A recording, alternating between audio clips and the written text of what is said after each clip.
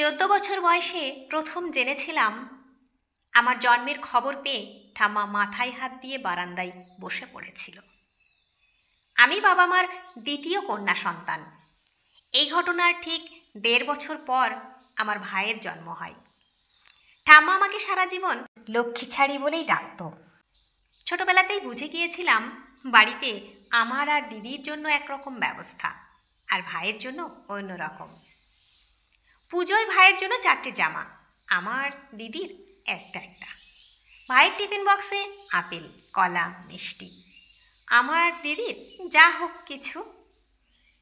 এসব কড়া নিয়মের বাইরে বেরোনোর ক্ষমতা আমার মায়ের ছিল না। দিদিও কখনো নিয়ম ভাঙার চেষ্টা করেনি, কিন্তু আমাকে বারবার ঠাম্মার কাছে শুনতে হয়েছে, এ মেয়ের বড় নোলা, ভীষণ লোভ, এক্কেবারে অলক্ষ্মী এসেছে কোথা থেকে। তবুও আমার বায়নার অন্ত ছিল না। মা মাঝে মাঝেই আমার বায়না মেটাতে সবাইকে লুকিয়ে পয়সা দিত। দিদিকে কখনো কিছু চাইতে দেখিনি। আমি তখন ক্লাস 6-এ। স্কুল থেকে ফিরে দেখি মার মুখ থমথমে। কিছু একটা হয়েছে আন্দাজ করতে পারছি। সন্ধ্যাবেলা পড়তে বসে দিদি বলল, তুই মাকে এত বিপদে ফেলিস কেন? আজ ঠাম্মা দেখেছে মার থেকে লুকিয়ে পয়সা নিচ্ছিস। আমার থেকে 3.5 বছরের বড় দিদি সেদিন আমাকে বুঝিয়েছিল এ বাড়িতে মেয়েদের কি কি করতে নেই। মেয়েদের মুখ ফুটে কিচ্ছু চাইতে নেই, বেশি কথা বলতে নেই, লাফাতে নেই, দৌড়াতে নেই, মেয়েদের চিৎকার করতে নেই, ঘুড়ি ওড়াতে নেই, গুলি খেলতে নেই, পা ছড়িয়ে বসতে নেই, হা হা করে হাসতে নেই, সবসময় খাই খাই করতে নেই। অবাক হয়ে সেদিন আমি নেয়ের ফর্দ শুনেছিলাম। দিদিকে খুব বেশি দিন এত নেই মানতে হয়নি। আমার রোগাভোগা দিদিটা বিয়ের ধকল সামলাতে পারেনি। বিয়ের 2 বছর পর মাত্র 22-এ শ্বশুরবাড়িতেই মারা যায়। সেদিন প্রথম আমার মা সারাদিন বিছানায় শুয়েছিল। ঠাকুমা, ভাই আর বাবার মানবিকতা বোধকে সেই একদিনের জন্য কিছুটা জাগ্রত অবস্থায় দেখেছিলাম।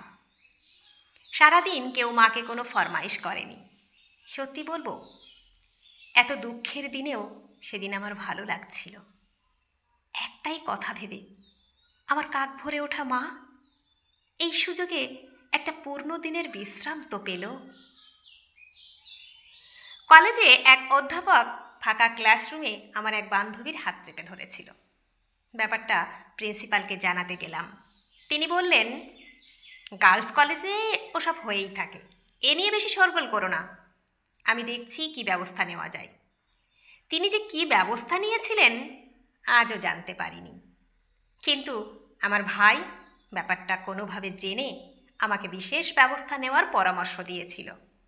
বাবার সামনে দাঁড়িয়ে সে সোজা ভাষায় আমাকে বলল, তোর আর সেজে গুজে কলেজে যাবার দরকার নেই, বাড়িতে পড়ে পরীক্ষা দে। আমি তো দিদির মতো লক্ষ্মী মেয়ে নই, তাই অন্যের করে দেওয়া ব্যবস্থা আমার পক্ষে মানা সম্ভব হয়নি। আমার মেয়েবেলার আরেক দিনের কথা খুব মনে পড়ে। বাড়িতে কি একটা পুজো ছিল। দিদি মাকে রান্নাঘরে সাহায্য করছে, ঠামা আমাকে ঠাকুর ঘরে নিয়ে গিয়ে প্রসাদ, ঘট, ফুল, বেলপাতা সাজানোর প্রশিক্ষণ দিচ্ছে। পুজোর জোগাড় শেষ, আমার শিক্ষা সম্পূর্ণ হলো। কিন্তু আমার চোখ তখনও আটকে আছে নারায়ণের জন্য সাজানো প্রসাদী নৈবেদ্যের থালায়।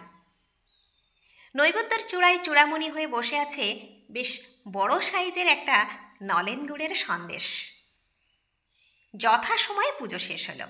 মা প্রসাদ ভাগ করার তোড়জোড় করছে। হঠাৎ সব কিছু সরিয়ে সবাইকে অবাক করে দিয়ে আমি সেই মহার্ঘ সন্দেশ ছো মেরে তুলে নিয়ে মুখে পুরে দিলাম। মুখ ভর্তি সুস্বাদে আমি তখন আবির্ভূত। হুঁশ ফিরল যখন সন্দেশ ভরা গালে মায়ের প্রচণ্ড এক চড় এসে পড়ল। ঠাকুমার প্রভূত গালিগালাজ থেকে বুঝলাম, নৈবেদ্য যতই আমার সাজানো হোক, সেই প্রসাদের সিংহভাগের অধিকারী বাড়ির পুরুষ সদস্যরা। দুগালে মায়ের 5 আঙুলের দাগ নিয়ে কখন ঘুমিয়ে পড়েছি। অনেক রাতে মায়ের ছোঁয়ায় ঘুম ভাঙল। অভিমানে রাগে মুখ ফিরিয়ে শুয়ে রইলাম। কিন্তু আমার চুলে হাত বোলাতে বোলাতে মায়ের অসহায় কান্না কোনোদিন ভুলতে পারিনি।